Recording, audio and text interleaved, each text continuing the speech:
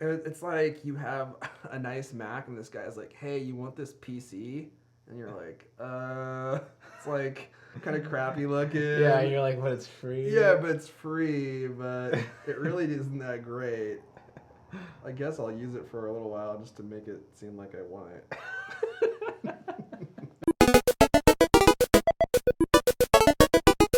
Hello and welcome to User Friendly. I almost said Cultcast. Episode 21. This is not the Cultcast. This is User Friendly. My name is Arafat Elijah. I am the founder of MyTees.com and a writer for Cult of Mac, and I'm here with my friend Roberto Hoyos from Throwboy.com. Driving and parking expert. Oh, I'll tell you why in just a sec. User Friendly is our weekly podcast where we talk about technology, our favorite stuff from the internet, and all things geek. That's what right. did you do with that car today? This morning I had a great car experience. So you posted this picture on Facebook. Yeah. And I thought it was for sure a joke, and then he came over and told me it wasn't. So set the scene for us. Okay. Well, no, I don't have to. Here, we'll cut in a picture right now. So I was backing out of my grandma's driveway, and she has a very steep driveway, very narrow driveway, and I was using her car. But long story short, I basically went on completely on the curb, and it was suspended one wheel in the air. So and her driveway is super steep, so yeah. It's like cars is like at a 45-degree angle from the ground. Yeah. So we managed to get out of the car safely without it falling off the cliff. And dude, that would have been so bad. yeah, it could have been really bad. Like if I would have kept going up on the curb, it would have tipped over. It would have tipped over on her side. Yeah. On my 84-year-old grandmother's side, right? So that would have sucked. But everybody got out okay, and she thought it was hilarious. So that was cool. It is hilarious. I wish I would have seen the tow truck driver's face when he got there. We had to preface the AAA and be like, hey, it's suspended. Like, we don't know what you're going to do. Bring the Incredible Hulk out here to help you, but we don't know how to get it off. They're going to have a professional crane come. Seriously, all I could picture is like the turn of the century strongmen, 4 of them picking it up on each corner. That's really funny. Because what else are you going to do? Like, how do you tow something that's like that? Because it's at the front of the driveway, right? Yeah, like you can't go and put your truck in the front, you know? So yeah, I don't know. I mean, unless they have a crane of some kind or some kind of like lift that goes under it, and then they lift the car. They have up lifts, yeah, that's true. But how are you gonna get in that narrow spot? And not to mention, normally the lifts have to be under the wheels, and one of your wheels is sitting on the concrete barrier, right? On somebody's lawn. Gosh, dude. I still don't understand how when you were backing up, you didn't realize that you weren't going downhill. Well, wait. Does it go straight and then go downhill? Yeah. Oh, yeah, so that's the piece I was missing. It felt like I was still on the straight part. Gotcha. But I was wondering why I wasn't hearing a scraping sound. Right. And then I'm like, because your car always bottoms out there. Well, no, because it's like you either go perfectly straight or you tilt and your wheel you knew that you were a too tiny far over bit and you get scraped. Yeah. So I was like, yeah, I'm too far over. Okay, let me go forward, and I go forward, and it's like. It's like tilting backwards like I'm on neutral. I'm like, what the hell? Like, stop. Okay, let me try that again. And it still goes back. So that could have been worse if I would have been dumb enough to keep trying it that way. Yeah, you all would have perished. But we're healthy. It was a good morning. That's a fun story. How are you? I'm good. I've been really busy this week. Of course, Apple has WWDC going this week, and that means millions of new hardware and software announcements, right? Which we're going to talk about some of today. And since I'm doing the Cultcast too, we did a special edition on Monday, and we're doing another megasode tomorrow. So it's just like it's actually a challenge because Apple like really kind of like loosely touches on all these things that they're announcing. Mm-hmm. And we have to ingest all of this information, make some kind of sense out of it, form an opinion about it, and then write about it or talk about it on the show. And there's a lot of information. You guys are used to that. That's your job. It's not. It is our job. It's not as much my job as it is our writer's job. Because, you're a hack. Because they're always pumping that stuff out, and I'm just like. You just tell people that you write for Cult of Mac. Yeah. Well, right these days I'm writing reviews for Cult of Mac, so I'm not writing about iOS. I'm not writing about any of that other stuff, but. Let's talk about Mac stuff. All right, To let's start. get into the show. So, where are we gonna start? So Apple had WWDC Yeah. this 11th, so that was 2 days ago. Yeah, to sum it up quickly, we got updated MacBook Airs, just hardware spec updates, like minor ones, processor speeds. Refresh. We got a new Airport Express, which probably nobody cares about. We got updated Mac Pros, but just barely updated. No new iMacs at all. Those stayed exactly the same. And then we got updated MacBook Pros, and the Pro category is kind of split into two models now. There is the MacBook Pro that we had last year, or the same one that's been out for the last 12 months, 24 months actually. These ones. Boop. And they updated this one with new hardware, so it's faster. Mm-hmm. And then they came out with a brand new model, which I, up until this point, have been calling the MacBook Pro Air, and it's what we were expecting. So basically, there's a new model that's like a top-of-the-line model, the 15-inch model only, by the way, and has a Retina display. It has no DVD drive. It has a super fast flash memory instead of a regular mechanical hard drive. And it's lighter. It's about a pound, 1.2 pounds lighter than these model MacBook Pros. It's thinner. It's a lot thinner. 0.7 inches. Yeah, 0.7, I think 7.5 inches, 7.1 inches. It's like not even a quarter of an inch thinner, but it makes a big difference. And then, of course, it has the amazing Retina display screen. And that's about it, but it's also a lot more expensive. So people know that. You guys know that who are watching. Everybody knows about all the products. So let's talk about what we think about the announcements in the products. Well, do you have an opinion about it? First of all, let's stop for a second so I can laugh at you for thinking that they're gonna totally put a solid state drive in it and a mechanical drive in it. I was hoping for that. And I'm gonna go surfing with it. And you were wrong as shit. Only about that one point. No, I never said they're gonna do that. I said I wanted them to do that. Did you not say I'll go surfing? Surfing on what? on the computer? Yeah. Well, yeah, I want to do that still, okay. And I might just do it. So yeah, that's the one thing that came to mind. I was like, they weren't gonna do that, and I just wanted to make sure you knew that I was gonna laugh at you for that. Duly noted. But are you asking my opinion about the new MacBook Pro? Yeah, let's talk about that specifically. Okay, first. Let's talk about that. So the new MacBook Pro, the design on it is very cool. I like it. Like, there's a lot of just very meticulous attention to detail, and it's almost like where people kind of like get cynical about it because it's just like it's so meticulous. Like, there's air vents on it that are actually part of the structure of the design of it now, which is really interesting. They pay a lot of attention to airflow and making their computers quieter, and that's been a big thing right now because people are saying about the fans, like the asymmetrical blades on the fans, and that's everybody's laughing, but I thought that was super cool. I was like, nobody else is gonna give a shit about that. Nobody else is gonna take the time to like actually make it seem quieter, you know? Yeah. And that's totally Apple. And when Steve was at Apple, he hated fans. Like, he wanted fans to be like off every computer.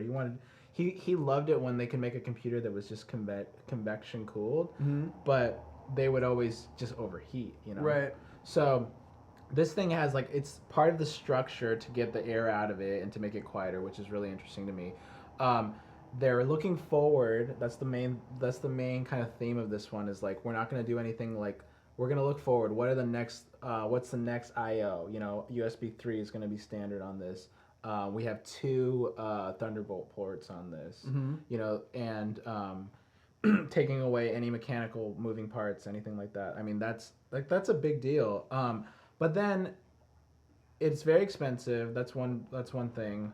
However, I really feel like this is the equivalent to the first MacBook Air. You know, it's like cool, it's sexy, it's really cool because it's like, well, it has some really compelling things as a Retina display. The MacBook Air was really compelling because it was super thin, and nothing else was like that at the time. And that started a whole movement of people making really thin notebooks, you know?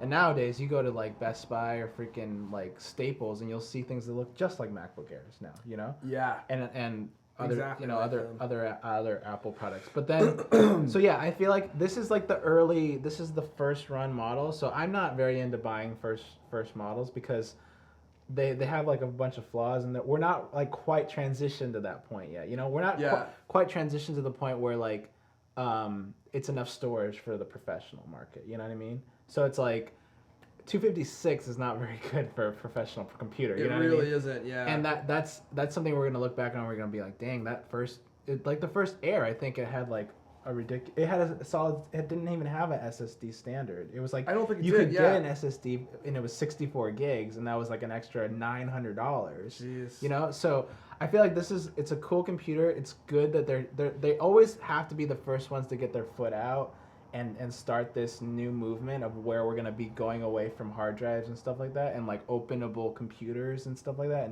and optical discs. But it's still early days. It's like I'm not the person that's gonna follow that trend this far. You know, this soon. I mean.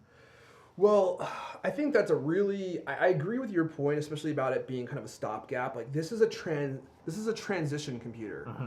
It is. I mean, we kind of thought at Cultimac, and I can't speak for everyone there, but a lot of us thought that they were moving away from hard drives. They were moving away from DVD drives forever. And what none of us actually knew or realized was that is happening, but there's going to be a transition step in between, right? And that is this new MacBook Pro, because I think for what Apple wants to do, it's just too expensive for them to do it without selling it at a super duper premium, right? Especially with the SSD drives that they're putting in. And by SSD drives, these aren't normal SSD drives. They're not the ones you can buy from Newegg or Amazon. They are specialty chips that Apple has designed just for them. They don't work in any other computers. They're just built into the They're built logic into board. into the logic board. And so if you want a computer like this, you either going to have to spend the money, or you're going to have to make some exceptions, you know. And for me, this is pretty much exactly what I wanted. This is the MacBook Air Pro that I wanted, except for the fact that it doesn't give you the option for a secondary SSD drive. That really would have been perfect. Yeah. But I think that's not as huge of a deal because you're getting USB 3 on this computer. Right. And USB 3 is extraordinarily fast. And Thunderbolt. And Thunderbolt. Thunderbolt doesn't excite me as much because there's not nearly as many inexpensive consumer hard drives or peripherals available for Thunderbolt, but there will be eventually.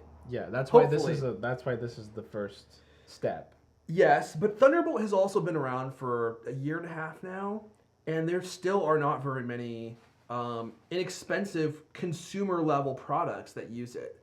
But even though it's amazingly fast and does all these things. I think it's just because we've been kind of fragmented with the number of choices and peripherals that are like running off USB 2 and running off FireWire 800. And like when they started using FireWire, there was like what, USB? Like, you know, there wasn't that much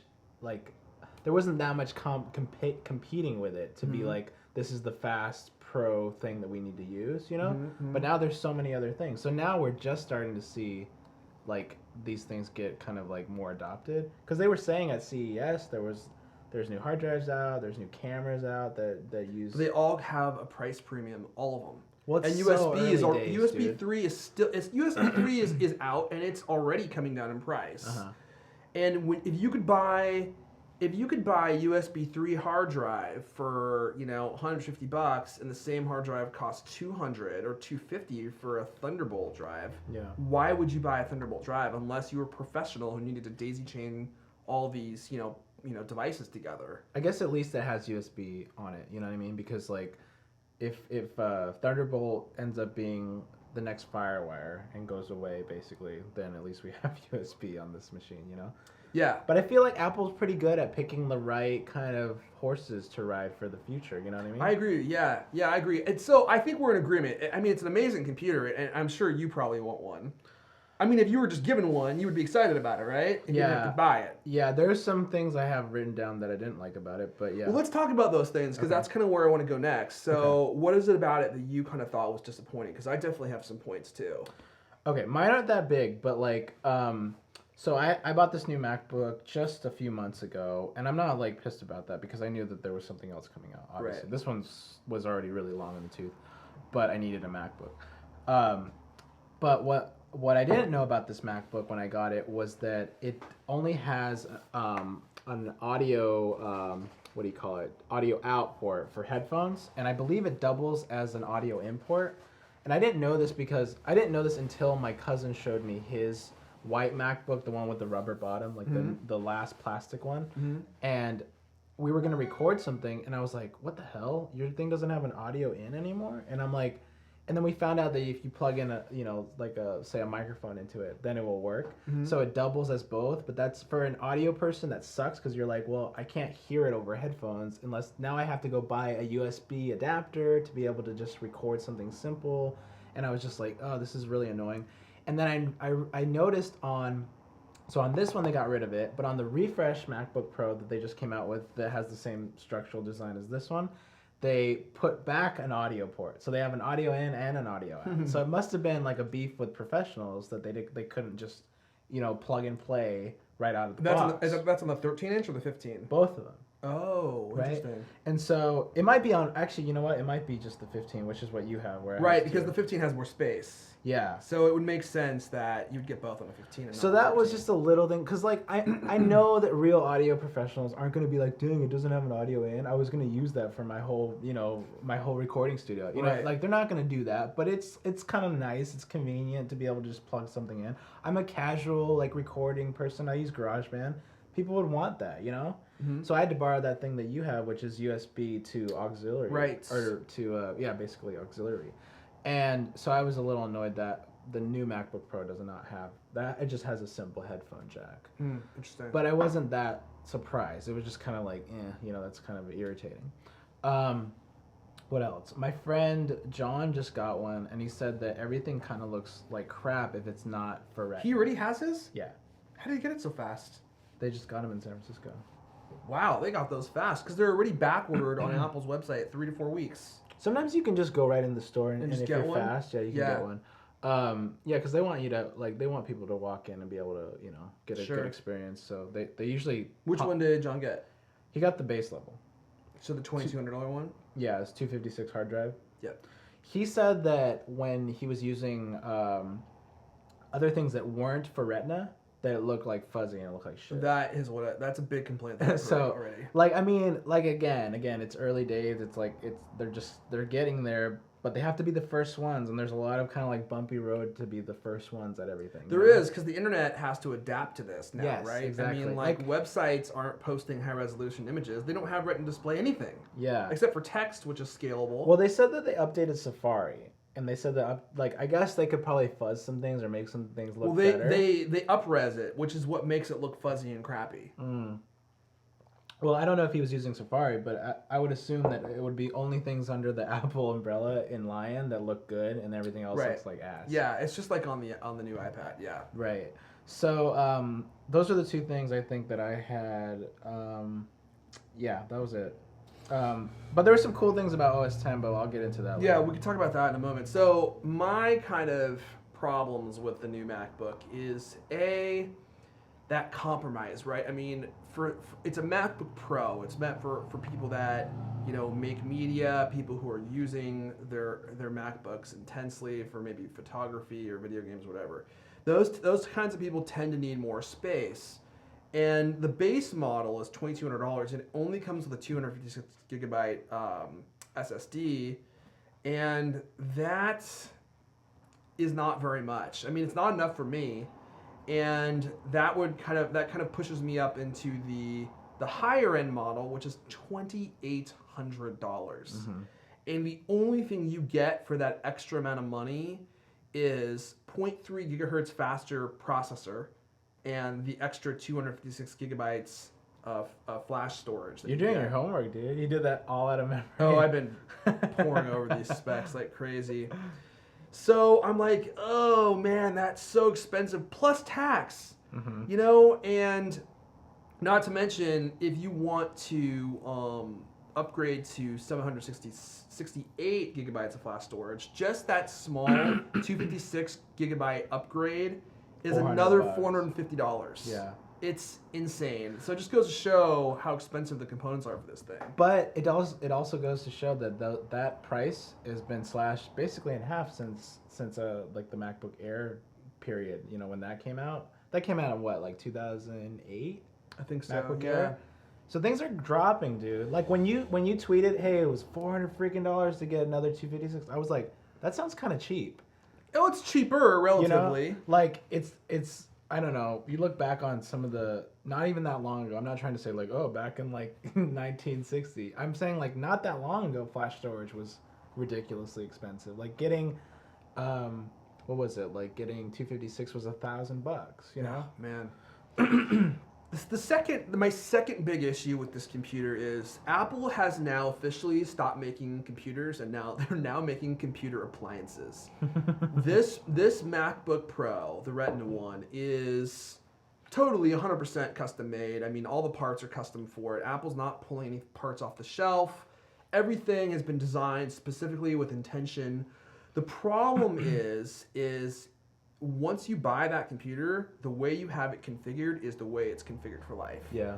Like there is no upgrading the RAM. You might be able to do the flash storage. That's kind of questionable at this point. But if you do, the parts are going to be expensive. I mean, you're not going to go buy a new SSD drive. So Apple is now 100% control of the accessories on your MacBook Pro. Because before, you know, if you wanted to save some money, you buy your MacBook Pro. You get RAM, you know, a year later from Newegg or from Amazon, toss it in there. Those days are so gone. They're gone. I mean, now your MacBook Pro is more like your iPad, and that means Apple controls the profit margins. If you want more RAM, you have to buy Apple's expensive RAM. If you want more flash storage, you have to buy Apple's expensive flash storage. I don't even know if they're going to offer those sort of things as well, the upgrades. RAM they won't, because the RAM is soldered into the hard drive. Whatever RAM you get with your new MacBook Pro, that is the RAM your computer will forever have. I would, not to interrupt you, but I would love to see the iFixit breakdown of this. They already posted it. So are they saying it's physically soldered? It is. Are you the positive? RAM, I'm 100% positive. They posted it today. The RAM is 100% soldered into the motherboard. There is no replacing it. Because they are the ones that like are kind of like always trying to keep this spirit of we should be able to get into our hardware, and and that's how I was able to do this. Mm-hmm. That's how I was able to put an extra hard drive in here. And I listened to the guy talking about it, and I was like, oh, that's really cool. They're kind of like empowering people. They're giving tutorials on how to do this. We might now be at the hardest level ever. You have to. We are. They gave the repairable score a 1 out of 10. Really? The lowest score they've ever given any laptop ever. Oh, okay. It is not serviceable by humans unless those humans have robotic arms and work at Skynet. I mean, everything. The battery is glued into it, so if you pull it out, it sits over the trackpad wiring, so you can damage your trackpad. Really? The SSD drive is covering all these things. It's super, super tricky to get out. Like, I probably would not attempt it if you could even find a part to replace it. And so that's it. You're buying an appliance. You know, it's like, so now, you know, you better get what you need because you're not really going to be able to upgrade anything on it. Mm-hmm.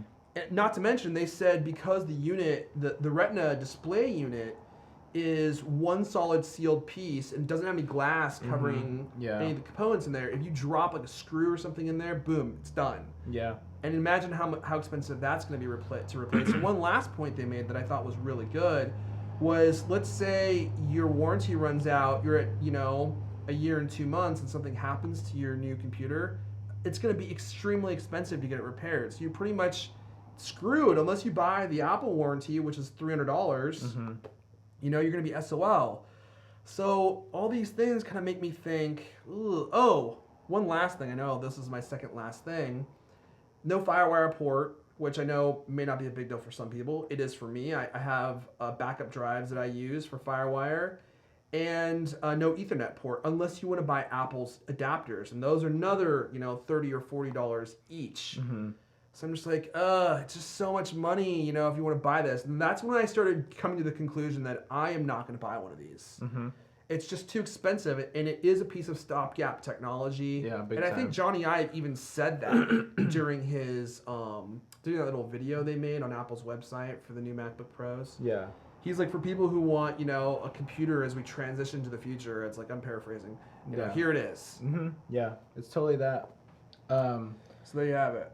Yeah, you're right, though. You're totally right. I mean, that was always Apple's sort of philosophy anyway. They wanted everything to be like that. And that's exactly what Steve Jobs' vision was, right? We're getting there, right? Even on regular, consumer computers, not just iPads and not just iPhones. Totally. I feel sorry for the Genius Bar, because I used to work at Apple, and they just throw that shit at you, and they go, here, figure it out.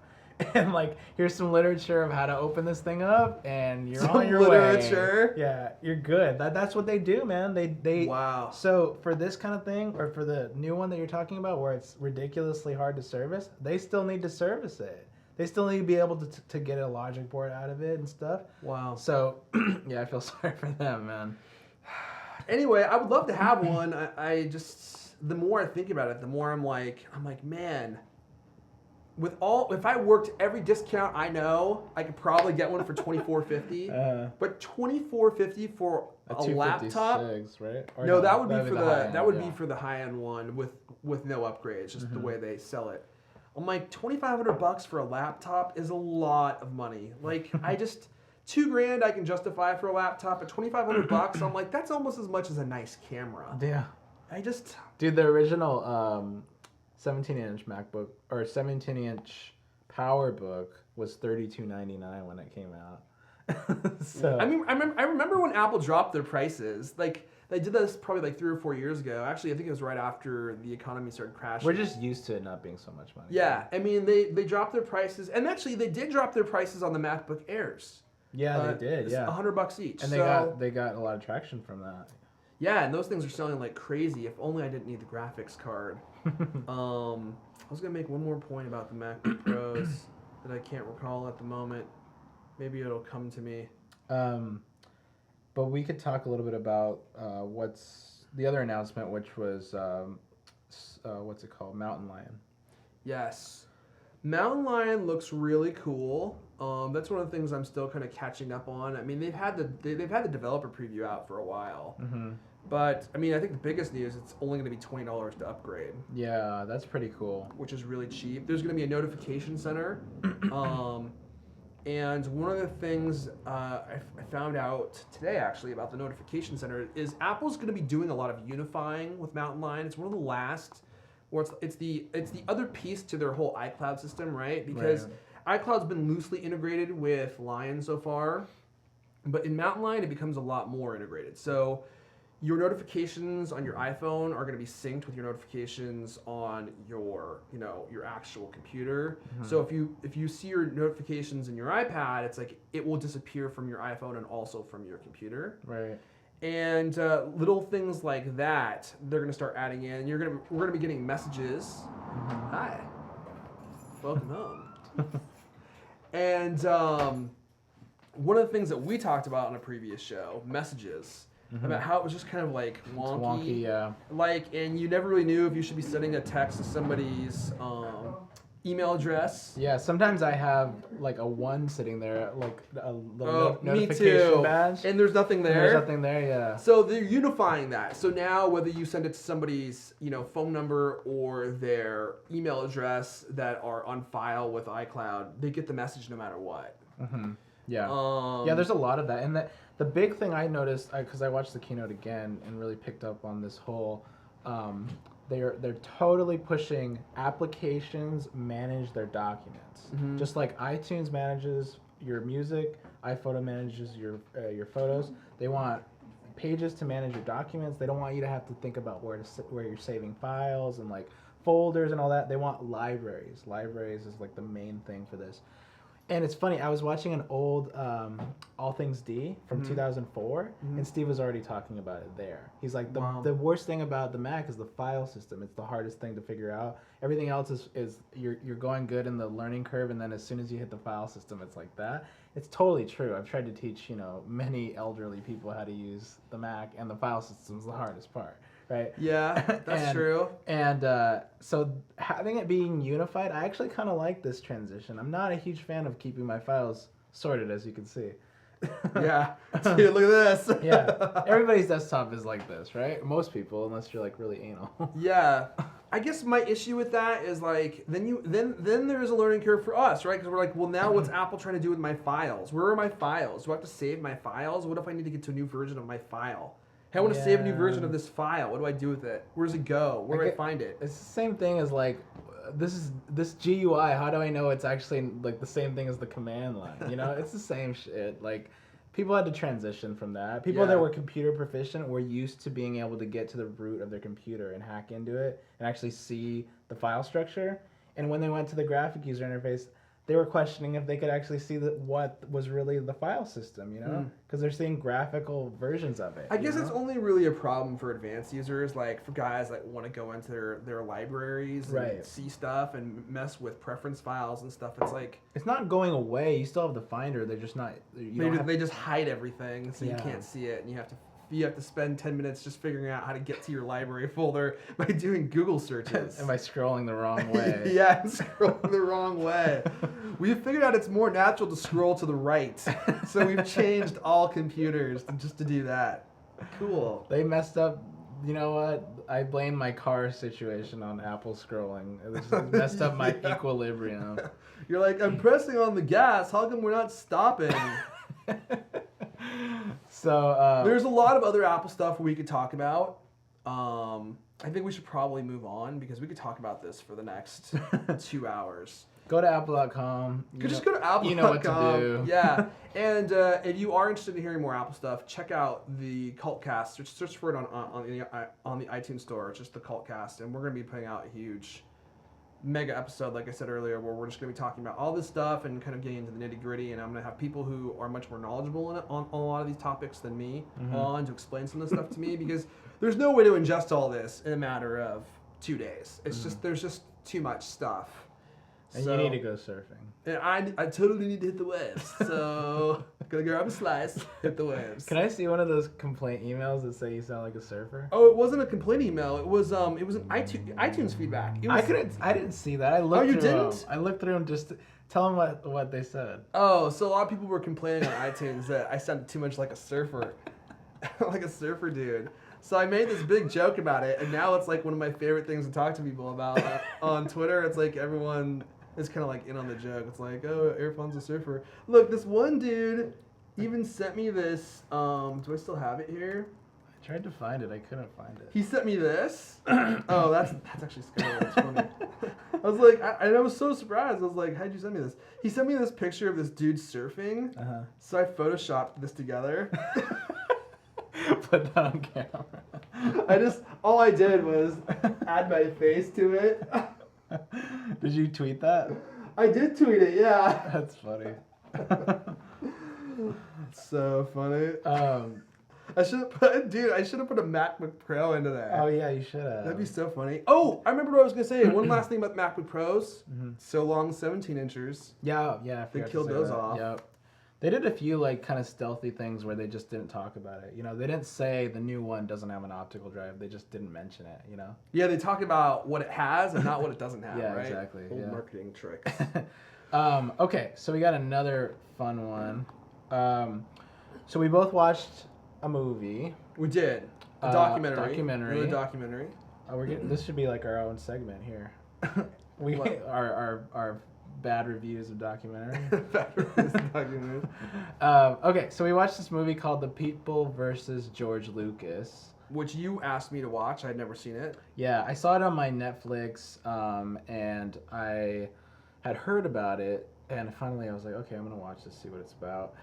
And basically, it's about it's sort of a documentary about the fans of George Lucas, namely Star Wars and Indiana Jones, mostly Star Wars. Mostly Star Wars. And all of the kind of crazy fandom around it, the people that dress up, the people that do fan fiction, the people that do fan movies, and it talks to all these different people, even some like famous directors like Francis Ford Coppola is in the documentary.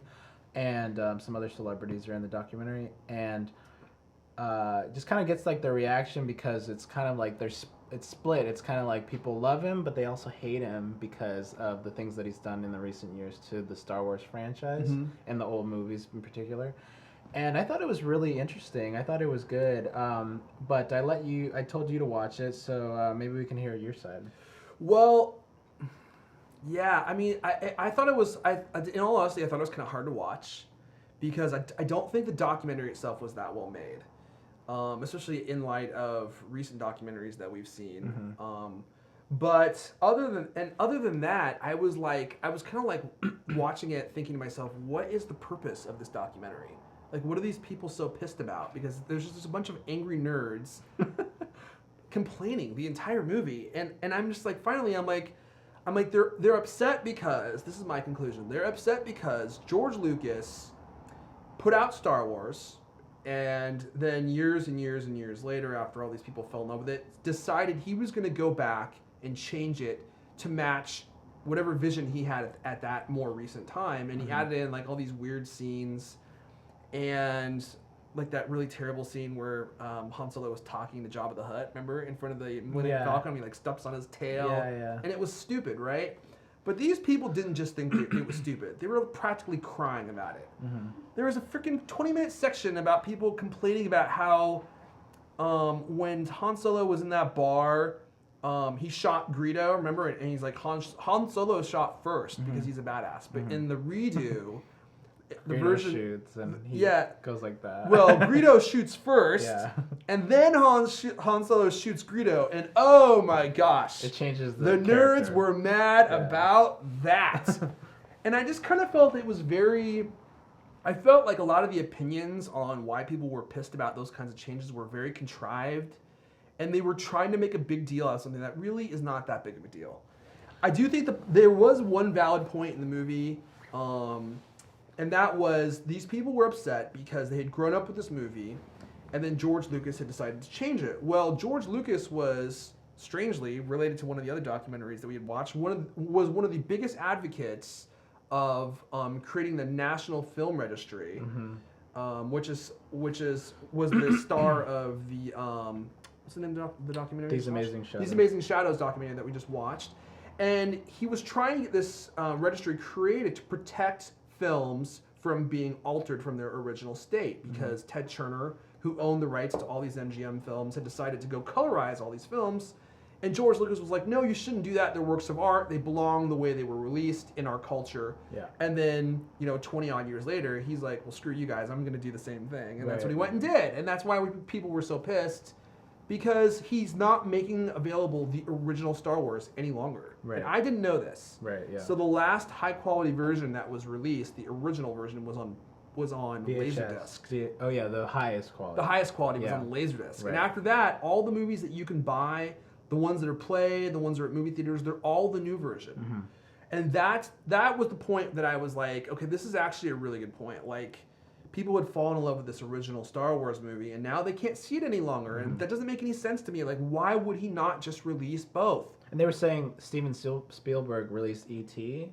on Blu-ray, and it had the original and the new one with the updated stuff. Which makes sense, right? Yeah. It's like, just release them both. Right. Why would you not just release them both? So, okay, was Star Wars a big thing for you? Because like you sell Star Wars shirts and you know lots about I love Star Wars. Yeah, and you always wearing Star Wars stuff. Like was that a big part of your growing up? Yeah, for sure. I mean, I think that for people who are a little bit older than me, maybe like 5 years older, it was more a major part of their life because it was like in the movie theaters when they were alive. Right. And I think I just missed that. So. But you had like Star Wars toys and stuff growing up. Not very many, but yeah. Okay. No, I was just trying to think of like, I didn't know if that was a big part of you. Like, I was really more Indiana Jones. Like, I really liked those movies. That's more our age level, too. Yeah. And I don't know, they make some really good points in that. I feel like, there's always something that some people are more passionate about than other people. So you look at them, you're like, oh, that's just nerds being nerdy about whatever. But like, there's stuff that you are super passionate about that if things were, you can nitpick little things about them, Mm-hmm. That's what I feel like.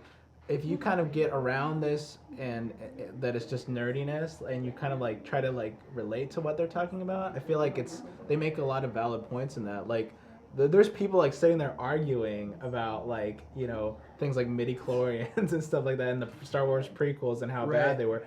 The Star Wars prequels were really bad. Do you think? Oh, they were terrible. Yeah. Okay. The first Star Wars movie was absolutely awful, but I think for me, like, I don't know what people were expecting. Like, George Lucas hadn't done a movie in 20 years, and they're expecting him to come back and make this amazing movie. Like, I think he's so out of practice. Yeah. It just doesn't surprise me if they were bad. Well, I mean, think about how high of a pedestal they've built for him over the last 20 years. Yeah, that's true. And like that it affected them. Like was there a movie like that that affected you when you were that young, that made you like think like that whoever made that is like the best thing in the world, Right, yeah. And I didn't have that, so I don't know if like I don't know. When I watched the new Indiana Jones, I thought it sucked, Oh, the new Indiana Jones was terrible. Yeah. And I was a huge Indiana Jones fan too, and I was disappointed, but I wasn't so up in arms that I needed to have a panel at a convention. That's totally nerd style though, like, dude. I know, and I guess that was my point. Is like I'm like I understand that you're upset. I really sucks that you lost this piece.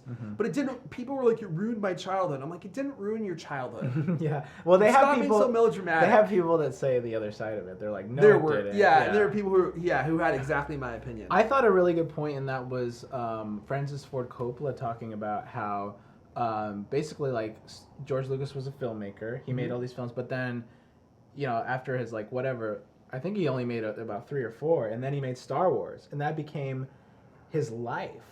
Like, he had to keep that, like, that was going to be not just a way to make, like, himself financially successful forever, but, like, he was going to have to do that, and that's all he did after that, and he was like, it kind of sucks that we don't even know like what other films that he would have been able to make, and like we kind of lost him as a talent because he had to be completely channeled into just this world of Star Wars, Yeah, and I think more what happened with George Lucas, which I think is unfortunate, is not even that he got lost in Star Wars. He got lost in the business of Lucasfilm. Yeah, he went from being an artist to an entrepreneur. Yeah, they say that, yeah. And that was taking all of his attention. I mean, he has Lucasfilm, he has Industrial Light and Magic, he has all this merchandising from Star Wars that he has to manage, and it's just like he just kind of lost his way, I think, and he got kind of seduced by the money and the fame of it all, right? And lost that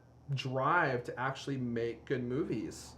And I think that shows with with the prequels. The new Star Wars. Dude, yeah. I'm not a big fan of like I don't know, of like getting super like debatey about any like art or anything like that. I don't know. I don't really get that far into it. But have you ever been like they talk about the people that were like so let down when they were standing in line for episode 1 and they go see it and they're like totally just like crushed, like they're like, okay, we're gonna watch it again and see, maybe we have to see it again. Right. Has that ever happened to you? Have you ever like bought an album or anything like that and been like really stoked, and then all of a sudden you're like, this actually is gonna suck really bad?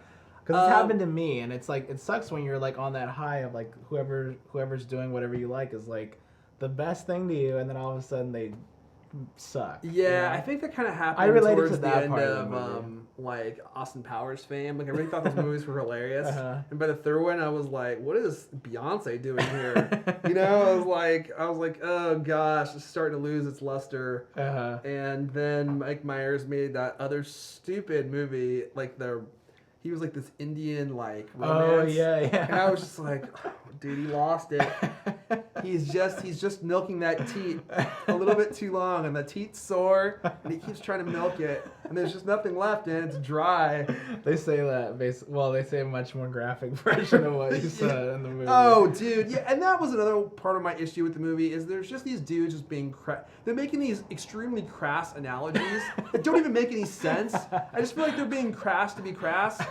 And they have all these guys who I feel like they just like their opinions weren't even authentic. They were just like they were asked to do this documentary and they don't normally get attention, and they're like, oh, you want to hear my opinion? Well, I'm going to give you this grandiose opinion. No way. Think about That's honestly what I was thinking. Go to Comic-Con and ask, did Greedo shoot first? And you'll get a whole bunch of people like wanting to talk to you about that. Like that's how those people are.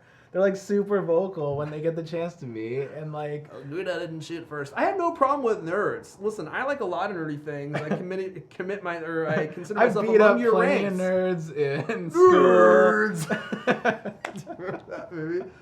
I digress.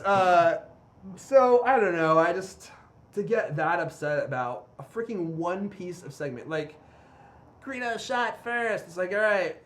I saw those new Star Wars movies too. I thought they were bad too. Mm-hmm. But you move on. It's like watch the old Star Wars instead, and don't watch the new ones. I think some people even made that point in the documentary. What if it was like you two went back and took out all the edge and put synthesizer guitar over it? Hey, look, that happened with Dave Matthews Band. I stopped listening. I used to be a huge Dave Matthews Band fan. And No. They went back and re-recorded. They took out all of the Edge's guitar. And that didn't happen. Yeah, but what if they did? Because that's something you're passionate about. Would you care? Or would you care. Just be like, I would care. I would care. If they decided to redo one with Beyonce vocals. Yes. Then I would be pissed, but I would not listen to that version, and then I wouldn't go do a panel about it. I don't think. I think you would, because you get mad about Ashton Kutcher, and I have to like calm you down. Dude, you get just as mad about Gerardo being an advisor for Square, even though he's not technical. We're not supposed to talk about that. That's my button. So maybe I would. I don't know, but. It's hard to know when you're not like put in that situation. Yeah, that's true. And like I said before, I think it is a valid point that you don't like the new. This would make me mad, and this is kind of what I thought they were saying is if you don't like the new versions, mm-hmm. I can always go back and listen to U2 without Beyonce, right? I have that option. But if they said, hey, we're not even going to sell that old version anymore because we think this version's better. That's the part that's bullcrap. Yeah, and like, what if you're listening on Spotify and all of a sudden that one's pulled? And only the new one's on. And then you're like, what happened? They're like, we destroyed it. Yeah.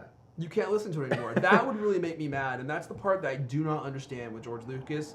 And the part that I really thought was whack was like the fact that he went to bat for the National Film Registry mm-hmm. to stop Ted Turner from colorizing all these black and white films because of their artistic value, and once you release this artwork into the community or into your country or whatever, into your culture, it doesn't belong to you exclusively anymore. Like you can make iterative versions, that's fine, but you don't go back and destroy the one that you made mm-hmm.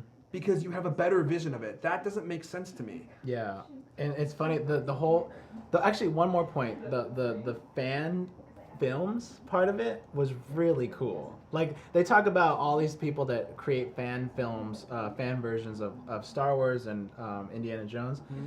This one that I really want to see, I think it's called Star Wars Uncut. This guy split up the entire Star Wars episode 4 into I think it was like 7-minute segments, and then he put it online and said everybody that wants to make each scene can do it. Wow. And it got filled up in like an hour or something like that. So this was like an editing type thing, right? I mean, people weren't like in their garage filming new scenes. No. It is. Okay. It's like it's like amateur stuff and like animation, but it's the entire length of the whole Star Wars movie. Like as far as every group creates that specific scene however they want to. However they want to make it. Yeah. I really want to see it. Like there was like ones that were just like obviously just really amateur, like people in their house, and there's like. One's in like animation. And there was one where guys were in drag, right? Yeah, and there was one that was just iChat. There was just like people talk, like Darth Vader and Luke Skywalker talking in iChat. That, yeah. Like I think that's really clever and creative. I think it's interesting that they also make the point of like Star Wars sparked this whole we want to play in this world that he created, and we want to make our own versions of it. Like that's interesting to me, like it's interesting to me too. There's not very much of that, like in other what do you call it, movies, like there's lots of movies out there, but not every one of them people want to go create their own version and their own storyline of it, Yeah, that's really true. Most of them suck. And then the other thing I was going to say, I torrented all of the original Unaltered trilogy if you want it. Oh yeah. It's in widescreen too. Is it really? Yeah. Yeah, actually, that's really interesting because I did want to check those out. So somebody copied think the Laserdisc version. Yeah, it's 6.3 gigs. It's really easy to torrent, by the way. Like, I bet it is. Yeah. Well, at least there you go. It's like if George Lucas isn't gonna, if you're not gonna sell it and make money from it, you can't stop it. It's like once it's in the Skynet, you know, it becomes self-aware and that's it. Everyone's just gonna download it for free.